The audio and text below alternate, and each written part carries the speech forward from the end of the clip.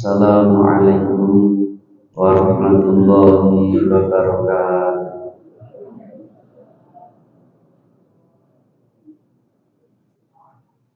Bismillahirrahmanirrahim.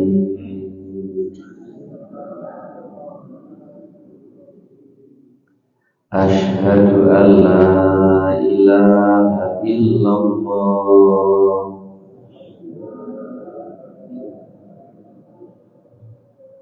wa asyhadu anna Muhammadar Rasulullah.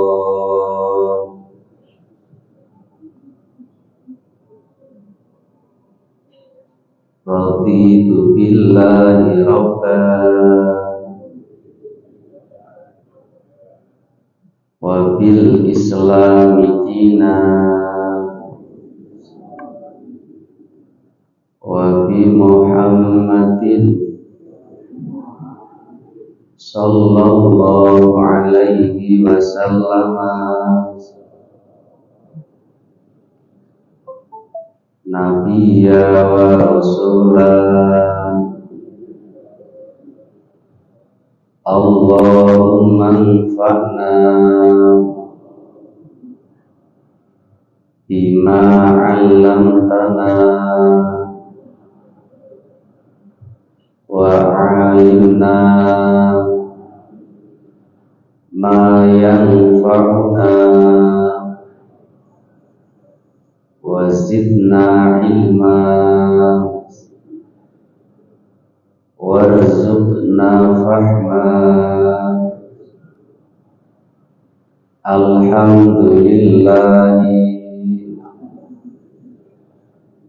ala kulli halin wa na'udzu billahi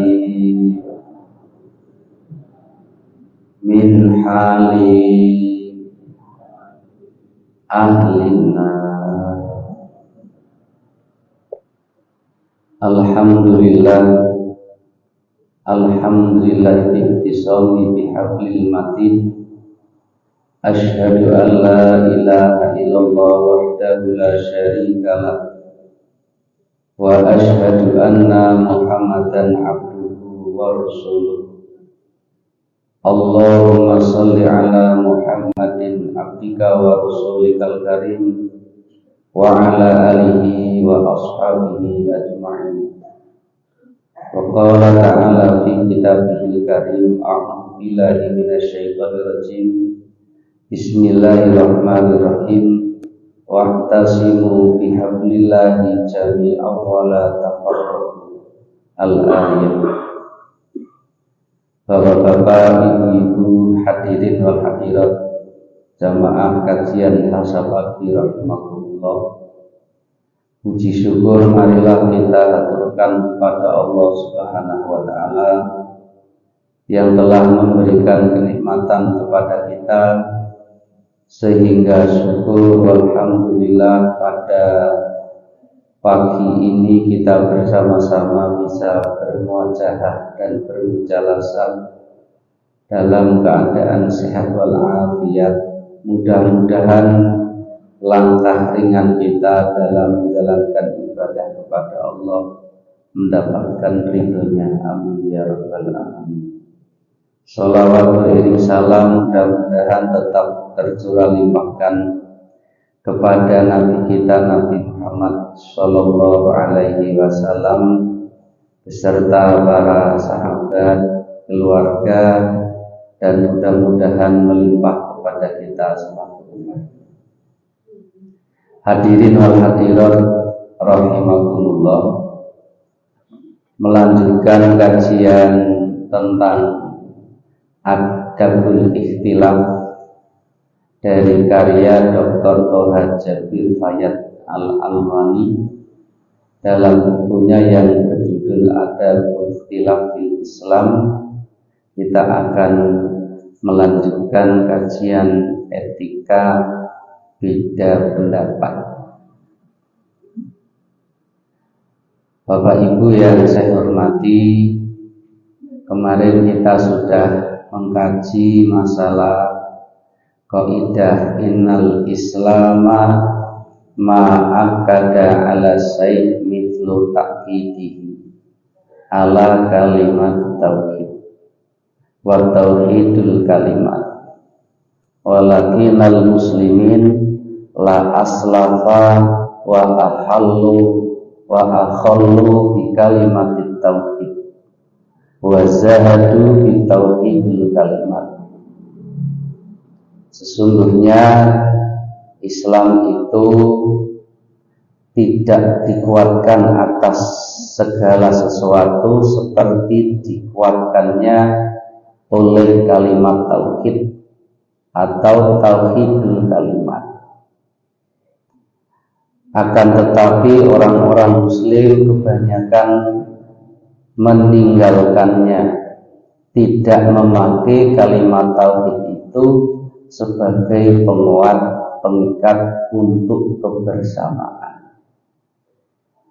Kemudian kemarin kita juga mengkaji masalah ikhtilaf, jidal atau jadal dan sikok. Yang pertama, ikhtilaf mengambil posisi berbeda baik dalam pemikiran, kata maupun pilihan perbuatan. Satu akar kata dengan khilaf, namun istilah khilaf memiliki konotasi yang lebih luas, meliputi perbedaan, selisih paham, dan bahkan konflik atau perlawanan. Ikhtilaf tidak sama dengan berlawanan atau did dalam bahasa Arabnya. Itu bahasa Arab. Karena yang berlawanan pasti berbeda, namun tidak semua yang berbeda itu berlawanan. Jadi kemarin juga sudah kita kaji. Kalau ikhtilaf itu misalnya yang paling mudah, yang satu Allahumma ba'id, yang satu kabiro. Berbeda tapi tidak berlawanan, sebab semuanya ada dalilnya. Yang satu subhana rabbiyal azimi wa bihamdi, subhana rabbiyal azimi wa bihamdi, subhana rabbiyal azimi wa bihamdi. Yang satu subhanakallahumma wa bihamdika Allahumma firli. Ada dalilnya semua. Berbeda tapi tidak berlawanan. Atau misalnya seorang laki-laki suka dengan perempuan, yang satu sukanya kulitnya putih, rambutnya lurus, hidungnya mancung. Yang satu sama-sama suka perempuan, tapi sukanya perempuan yang kulitnya hitam, rambutnya keriting, hidungnya pesek, bibirnya tebal. Tapi sama-sama perempuan. Ini berbeda tapi tidak berlawanan. Berbeda tapi tidak berlawanan. Tapi kalau khilaf itu berbeda berlawanan. Berbeda berlawanan. Kalau dalam bahasa Indonesia khilaf itu kan lupa, membuat kesalahan karena tidak disengaja. Kalau dalam bahasa Indonesia, jadi melakukan kesalahan karena tidak disengaja. Saya khilaf lupa, saya khilaf gitu. Tapi kalau dalam bahasa ini khilaf itu berbeda berlawanan. Tapi kalau ikhtilaf berbeda tidak berlawanan. Kalau khilaf yang satu suka perempuan, yang satu tidak suka perempuan, sukanya laki-laki. Itu kan berlawanan ya. Berbeda tadi berlawanan. Tapi kalau ikhtilaf berbeda, mengambil posisi berbeda tapi tidak berlawanan. Yang satu kalau ikhtilaf, kalau khilaf ini yang berlawanan. Yang satu sholatnya subuh 2 rakaat menghadap kiblat. Yang satu sholat subuh 2 rakaat tapi tidak menghadap kiblat, menghadap ke timur, ke arah di mana matahari terbit. Ini kan berlawanan, namanya khilaf. Berbeda berlawanan namanya khilaf, berbeda tidak berlawanan namanya ikhtilaf. Ini mereview kemarin. Yang kedua adalah jadal atau jidal. Saat seseorang bersikukuh atas pandangannya lalu berusaha untuk mempertahankannya dan meyakinkan orang lain agar mengikutinya, atau agar orang lain tidak dapat menjatuhkan keyakinannya, jadal atau jidal mengimplikasikan adanya diskusi saling berbantahan untuk menyalahkan yang lain. Nah, di dalam Al-Quran jelas, ud'u ila sabili rabbika bil hikmati wal mau'izatil hasanah wajadilhum billati hiya ahsan. Jadal atau jidal ini sama-sama punya pendapat, sama-sama punya dalil, sama-sama punya argumen, sama-sama berisi. Ini syarat jidal, salah syarat debat itu kayak gitu. Kalau yang satu itu berisi, yang satu tidak berisi, nggak connect, nggak jidal. Kalau jidal nanti berbahaya. Yang satu tahu, yang satu tidak tahu, kok berdebat tidak berimbang, lebih baik dihindari. Maka syarat jadal atau jidal di dalam Al-Quran kan ud'u ila sabili rabbika bil hikmah wal mau'izatil hasanah wajadilhum billati hiya ahsan. Yang kalimat dua di depan tidak ada kalimat billati hiya ahsan, tapi begitu wajadilhum disambung billati hiya ahsan. Karena jidal atau jadal itu berpotensi untuk berbantah-bantahan. Kalau mau idoh hasanah tidak berpotensi untuk berbantah-bantahan. Tapi kalau jidal berpotensi untuk berbantah-bantahan.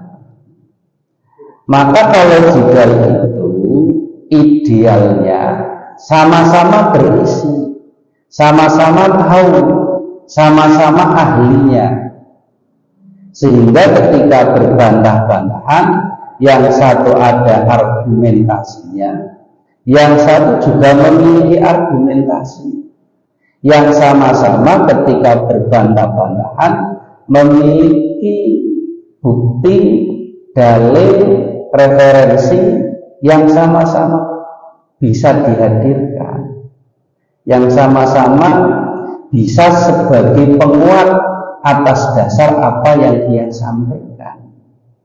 Tapi kalau yang satu berisi, yang satu tidak berisi, yang satu tahu, yang satu asal bunyi, maka jadal atau jadal ini tidak akan terjadi dengan baik.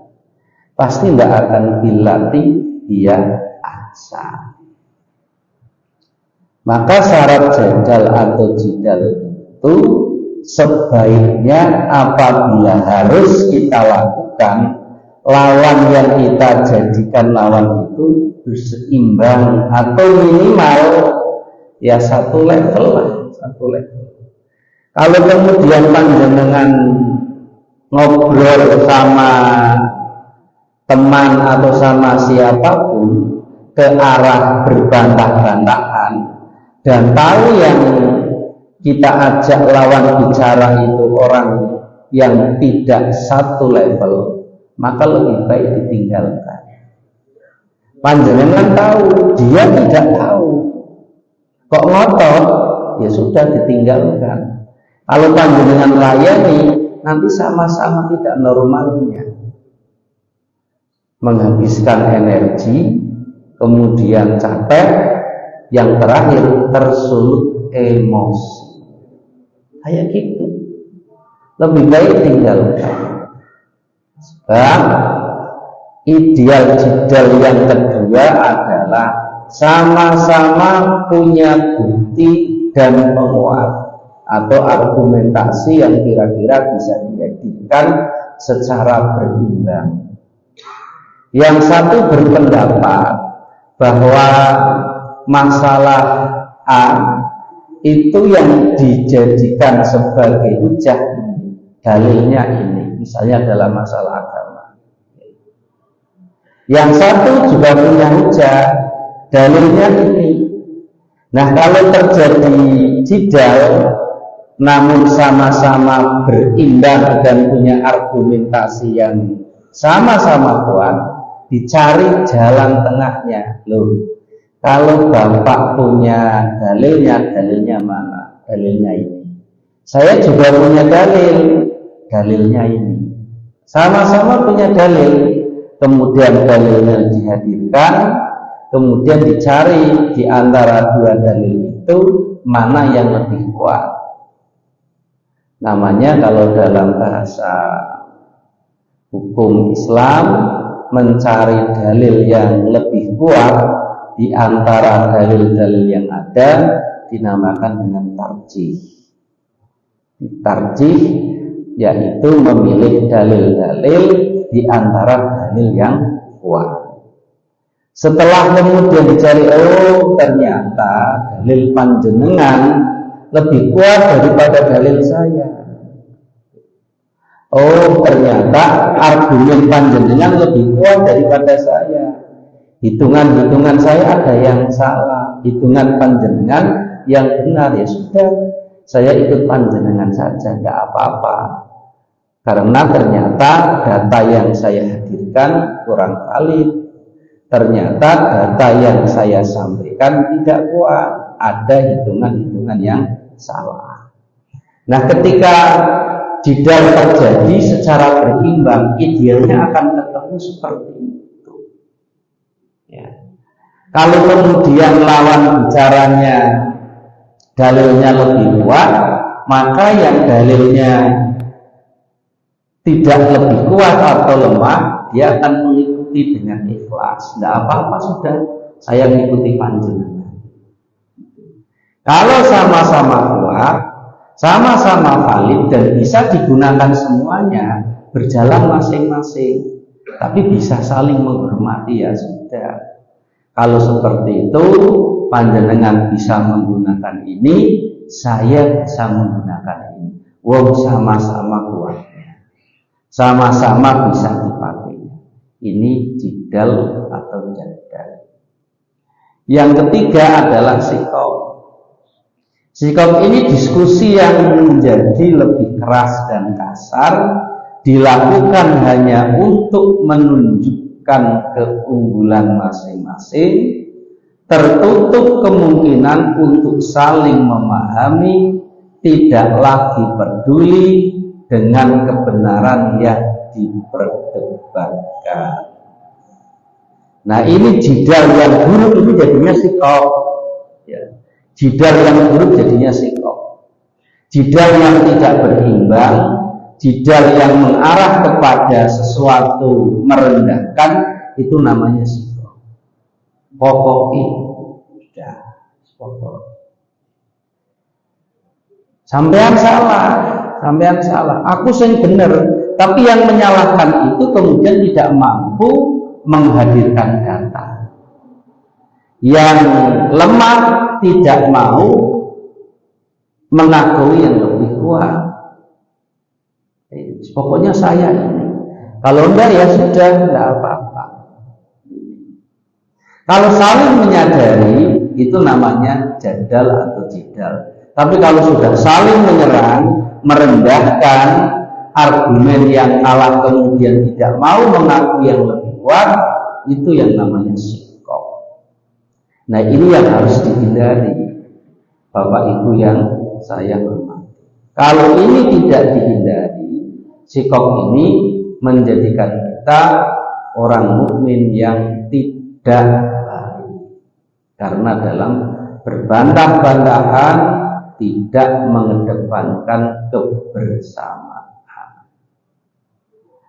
Baik, sebelum ikhtilaf terjadi, sebelum perbedaan pendapat terjadi, yang pertama, berusahalah untuk tidak terjadi perbedaan. Sedapat mungkin wujudkan kesatuan, bukan perbedaan. Kalaulah kemudian yang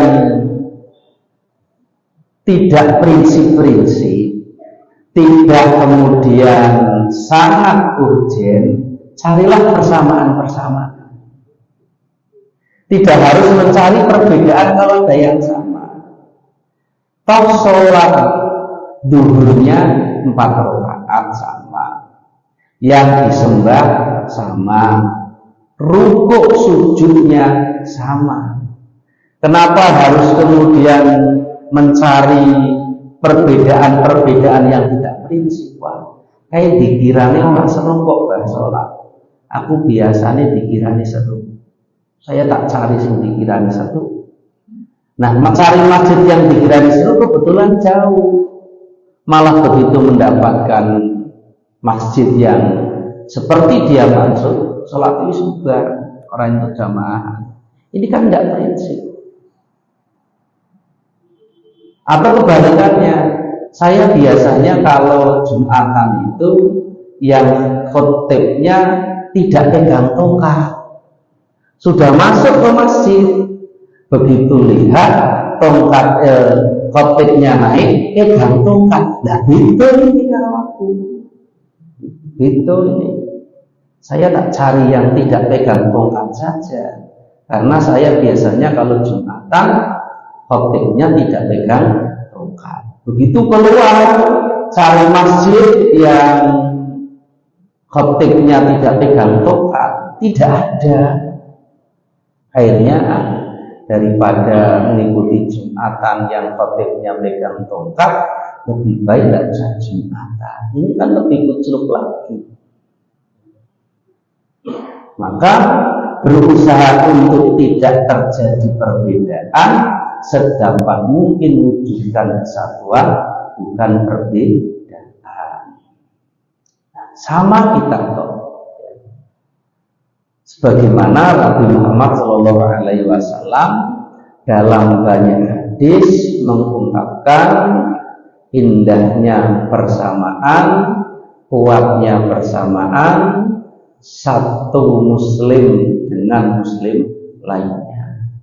Misalnya al-mu'minu wal mu'minat kal bunyani yashuddu ba'duhum ba'du, atau al-mu'minu wal mu'minuna kal bunyani yashuddu ba'duhum ba'du. Orang mukmin satu dengan orang mukmin lainnya seperti satu bangunan yang satu sama lain saling menguatkan, saling menguatkan. Oh, tidak apa-apa, itu tidak prinsip. Kita cari yang prinsip saja, karena pasti sama. Persaudaraan antar muslim yang kedua adalah hal yang sangat ditekankan oleh Rasulullah. Maka persaudaraan itu harus menjadi yang diutamakan dalam situasi apapun, termasuk dalam perbedaan. Kalau berbeda dan memang tidak bisa disamakan, ya kita lihat kita itu saudara. Toh nanti kalau sudah pemilu selesai, kita satu bangsa, presidennya satu, wakil presidennya satu. Apa kemudian setelah pemilu selesai kita bilang, itu presidenku sing ora dadi, orang malah tambah ramai kayak gitu. Sekarang kita bisa berbeda dalam tataran calon, bisa berbeda. Calon namanya saja calon, bisa berbeda. Tapi nanti kalau sudah jadi, presiden kita tetap sama, wakil presiden kita tetap sama. Tidak boleh berbeda. Kalau berbeda, nyalayan orang. Itu bukan presiden saya. Sebab dulu saya tidak nyoblos itu. Wah, ini malah orang karuan kalau seperti ini. Oleh sebab itu, prinsip dasar perbedaan itu tidak harus menimbulkan permusuhan. Wah, gara-gara beda pilihan calon, sholat jamaah itu tidak mau jejeran. Wah, ini beda ini dengan saya. Beda ini. Nah, ini kan kalau sudah seperti itu, tidak pandai dalam mengelola perbedaan. Berikutnya yang ketiga, untuk hal-hal yang sifatnya fundamental atau prinsip seperti keimanan dasar, sama sekali tidak boleh beda, sama sekali tidak boleh ditolak atau diselisih dengan alasan perbedaan apapun. Kalau soal yang furu, soal yang cabang, yang bukan prinsip, bisa berbeda. Tapi kalau soal prinsip, soal pokok yang fundamental, kita nggak boleh kemudian berbeda. Misalnya kayak gini, lah saya itu sholat sudah, bosan menyembah Allah. Kalau tak cari Tuhan yang lain lah, biar lebih keren, penemuan baru, bukan Allah yang saya sembah, tapi mencari Tuhan yang lain sebagai inovasi dalam beribadah. Ini tidak boleh seperti itu, tidak boleh. Karena menyembah Allah Subhanahu wa Ta'ala itu fundamental, hal-hal pokok dan prinsip. Maka tidak boleh ngawur kemudian imamnya sholat subuh besok diganti ibu sebagai hal inovasi tiada henti. Kalau tidak boleh, karena imam sholat jamaah dalam sholat berjamaah itu laki-laki dan itu hal fundamental. Maka tidak boleh kemudian diganti menjadi perempuan dalam rangka untuk berinovasi atau mencari sesuatu yang baru. Hal yang fundamental tidak boleh diselisih dengan alasan apapun. Tapi hal yang buruk bisa berbeda, walaupun dalam posisi tanda kutip perbedaan itu bisa kita pahami atau perbedaan itu tidak bisa kita pahami. Mana yang buruk dan mana yang fundamental, mana yang pokok dan mana yang bukan pokok dalam urusan iman, itu urusan keimanan. Misalnya iman kepada Allah, iman kepada Rasul dan Nabi, Rasul dan Nabi yang wajib kita imani ada 25. Yang pertama Nabi Adam, yang terakhir adalah Nabi Muhammad Sallallahu Alaihi Wasallam. Kok kemudian memunculkan Nabi setelah Nabi Muhammad Sallallahu Alaihi Wasallam? Ini harus ditolak. Harus ditolak. Misalnya ada, saya punya Nabi baru, punya Rasul baru. Namanya siapa? Namanya Mukidi misalnya. Ya harus ditolak. Apalagi namanya Mukidi. Tidak ada Nabi namanya Sumarno, Mukidi, Duraja, tidak ada. Karena mereka rata-rata berasal dari Timur Tengah. Berdasarkan apa? Berdasarkan informasi wahyu dari Allah Subhanahu wa Ta'ala. Keyakinan yang seperti ini, yang fundamental, yang menjadi asas keimanan, harus sama. Di Indonesia kan gudangnya nabi-nabi palsu. Gudangnya nabi-nabi palsu. Ada di Jawa Barat. Namanya Cecep. Nabi namanya Cecep. Kan? Kalau disolawati tidak enak, disolawati tidak enak. Masa namanya cecep gitu ya. Ini kalau seperti itu harus ditolak karena fundamental. Nah, yang keempat, biasakan berbagi pengetahuan dan saling menasihati tentang kebenaran dengan sabar sehingga mudah tercapai kesamaan pandangan.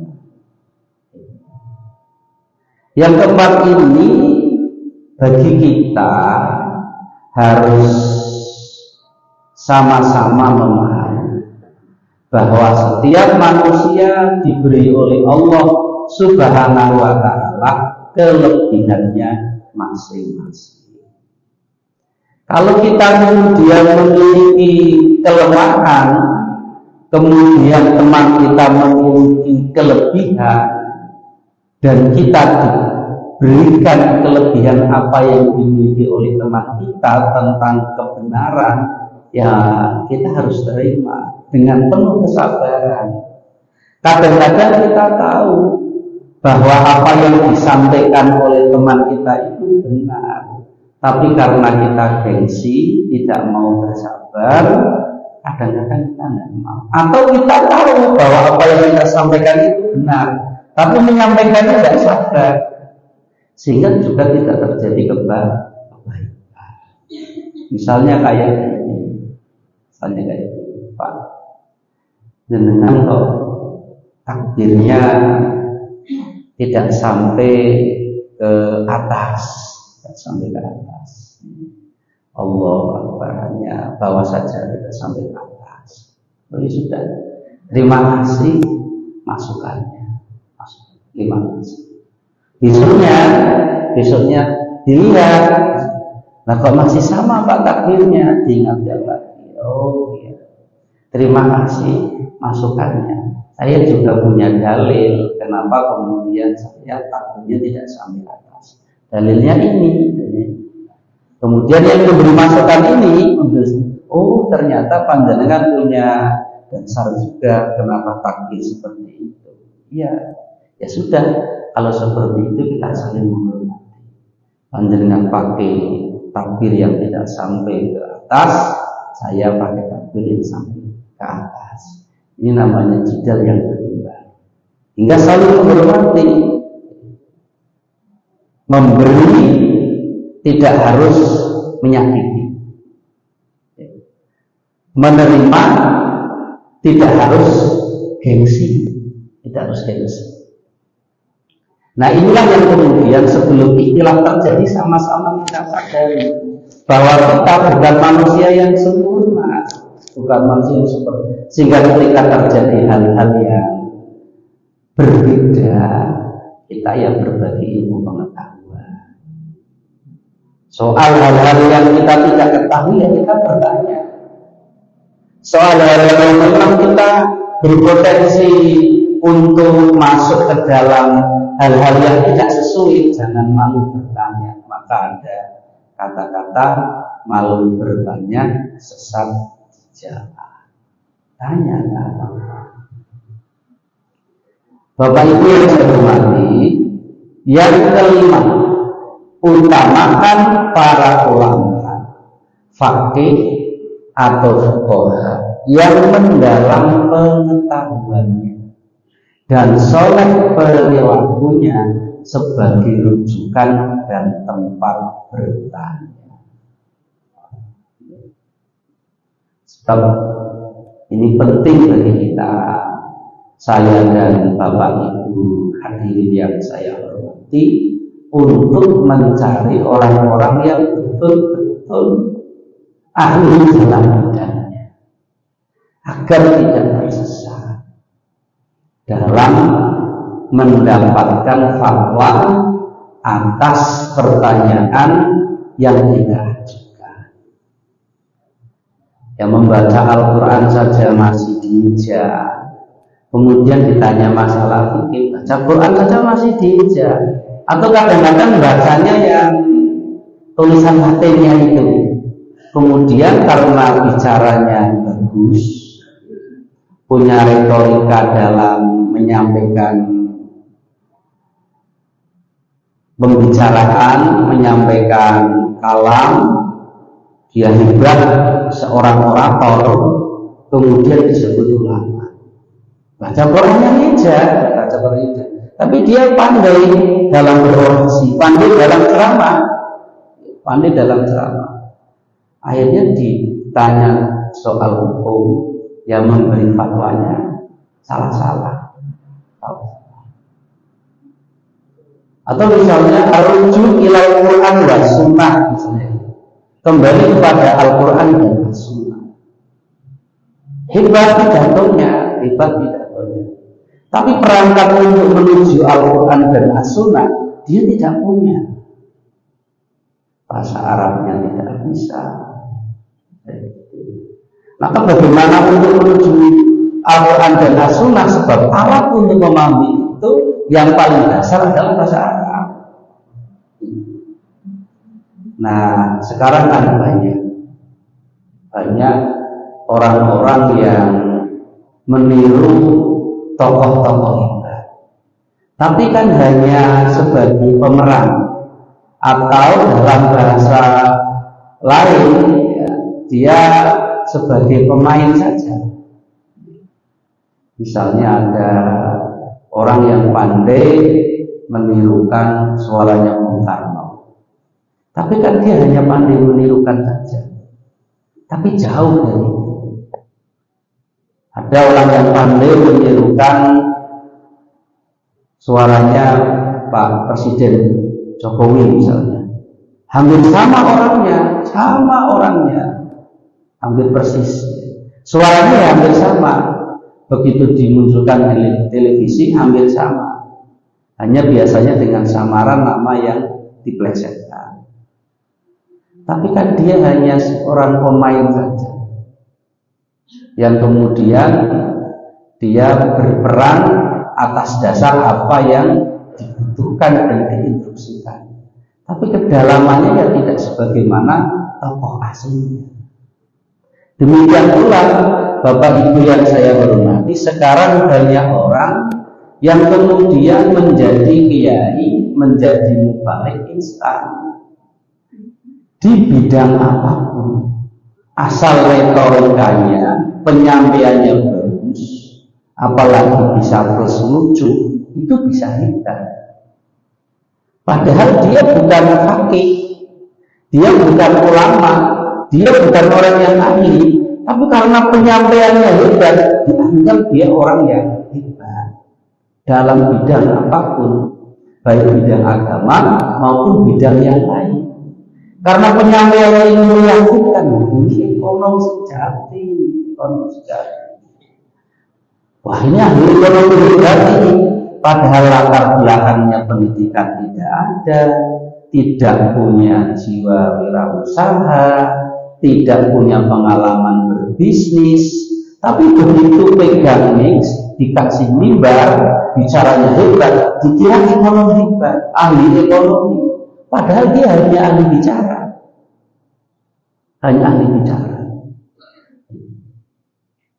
Demikian pula ulama. Demikian ulama. Dikasih mimbar, dipegangi mix, berpeci, pakai baju koko, pegang laptop, ya.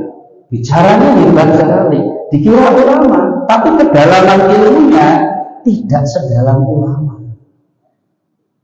Maka ini setelah dilihat, ngajinya di mana, nyantrinya di mana? Oh, saya tidak pernah nyantri. Ngajinya di mana? Ya saya cuma ngaji biasa saja di musola. Kitab hadis yang dikaji apa? Tidak pernah. Kitab tafsir yang dikaji apa? Tidak pernah. Nah, lihat ceramahnya kok bisa seperti itu? Lihat di YouTube.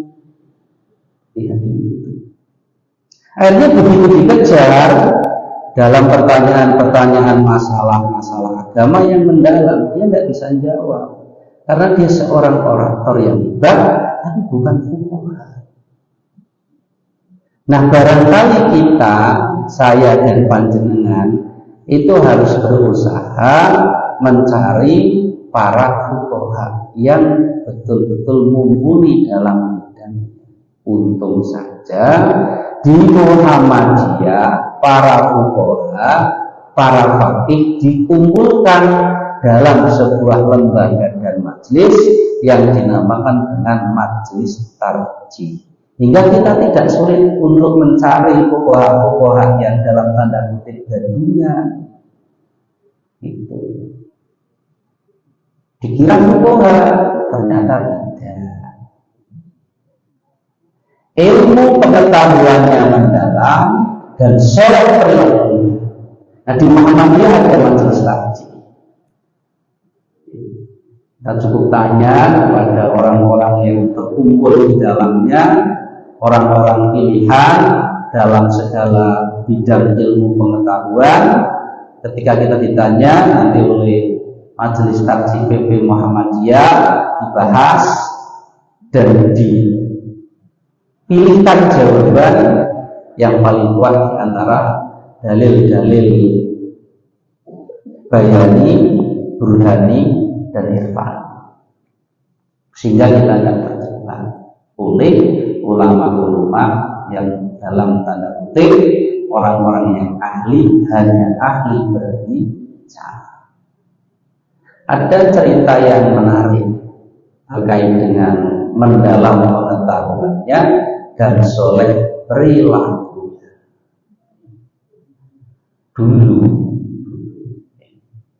Dulu ada ulama desa yang sangat luar biasa dalam pengetahuannya dan soleh perilakunya. Suatu ketika ada ibu membawa anak perempuan yang kubis giginya kubis karena barangkali banyak makan permen, tidak suka gosok gigi. Karena sang ibu ini sudah memberikan nasihat, teguran kepada anaknya, dia tidak berhasil, maka membawa kepada sang ulama ini, dibawa ke sang ulama. Pak Kiai, kula swanten mriki, ini saya punya anak, giginya kubis karena banyak makan permen dan malas gosok gigi. Sudah saya nasihati, tapi sulit Pak Kiai, tolong dinasihati panjenengan. Siapa tahu kemudian lebih mengena daripada saya. Dia beranggapan bahwa saya ini dekat dengan Allah, kemudian kalamnya, bicaranya akan mudah diterima oleh makhluk yang diciptakan oleh Allah, itu anaknya tadi. Akhirnya dia ini bilang, Bu, 3 hari lagi ke sini. Nanti baru saya akan memberikan nasihat kepadanya. Setelah 3 hari berlalu, ibu ini datang lagi dengan anaknya. Setelah datang lagi dengan anaknya, kiai ini keluar, kemudian bilang kepada anaknya, "Loh, jangan makan permen." Sudah, hanya begitu saja. Kemudian sudah bawa pulang. Ibunya ini bingung. Kenapa Pak Kiai hanya mengatakan, "Loh, jangan makan permen," membutuhkan waktu 3 hari. Kok tidak dikatakan kemarin saja, "Loh, jangan makan permen"? Kok nunggu 3 hari? Pak Kiai harus bilang seperti itu saja. Dan semua terdongkol lagi. Akhirnya Pak Kiai bilang, kenapa harus menunggu 3 hari? Karena selama 3 hari itu saya harus menyetop makanan dan minuman yang masuk ke dalam tubuh saya yang berasa manis seperti permen. Sebelum saya melarang anak itu, maka saya harus menata diri dulu. Jangan sampai kemudian saya bilang jangan makan permen, tapi kalau mau permen, kata kiainya seperti itu. Lah itu hebat. ulama yang seperti itu. Maka datanglah kepada fuqaha yang mendalam pengetahuannya, betul-betul ahli, sehingga kita tidak terjebak. Nah kalau kita cari sendiri, ya udah tidak rampung. Misalnya kayak gini, bapak dan ibu kalau sakit, itu kan tidak usah kemudian, saya sakit kepala ini. Bagaimana cara mendiagnosa sakit kepala? Ya sesuai. Kemana? Ya ke dokter yang ahlinya. Tidak usah kelamaan.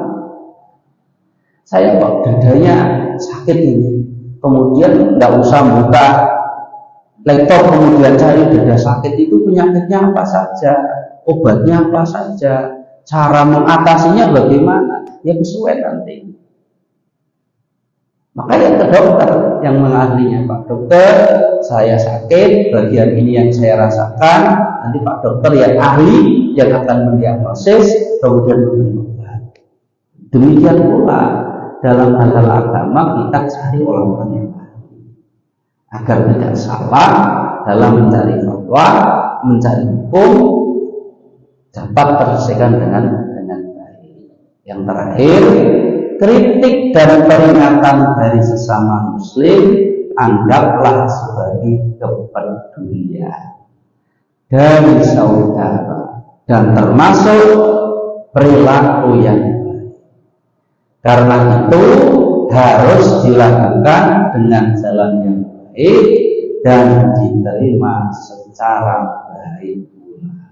Yang memberi kritik saran itu dengan cara yang diakhiri ya, kalau dipakai ya monggo, tidak dipakai tidak apa-apa. Yang menerima juga seperti itu, terima kasih atas masukannya. Mudah-mudahan masukan ini menjadi masukan yang bisa ditampak. Tapi kalau kemudian tidak bisa dipakai, ya tetap memberi masukan kepada kami suatu ketika kalau pas cocok dan sesuai bisa dipakai. Ini kan enak.